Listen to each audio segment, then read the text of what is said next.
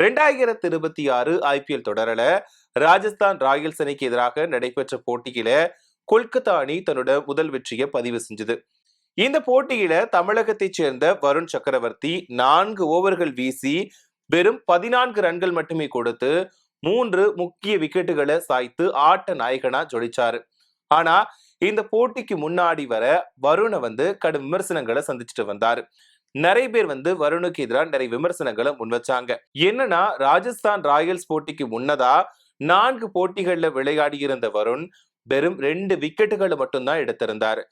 அவரோட பந்து வீச்சு சராசரி 69.5ஆவும் எக்கனாமி 19.69ஆவும் மிக மோசமா இருந்துச்சு.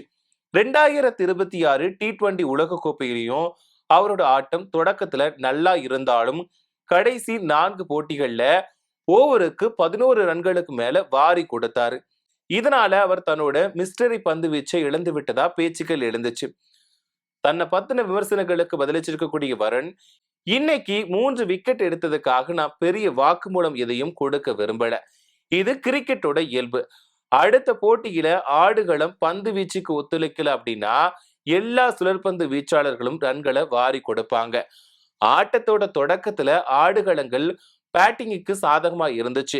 190 ரன்களுக்கு மேல் குவிக்கும் ஆடுகளங்கள்ல சுழற்பந்து வீச்சாளர்களால எதுவுமே செய்ய முடியாது அப்படின்னு வருண் சொல்லியிருக்காரு. அது மட்டும் இல்லாம அவர் என்ன சொல்லியிருக்காரு அப்படின்னா, நான் என் மீது எப்போதுமே கடுமையான விமர்சனங்களை முன்வைப்பவன்.